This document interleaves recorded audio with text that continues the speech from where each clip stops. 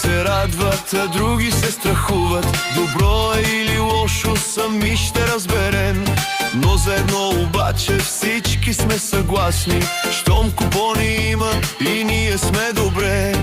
Еврото пристига, подготвям се сега, в банката отивам пари да обменя.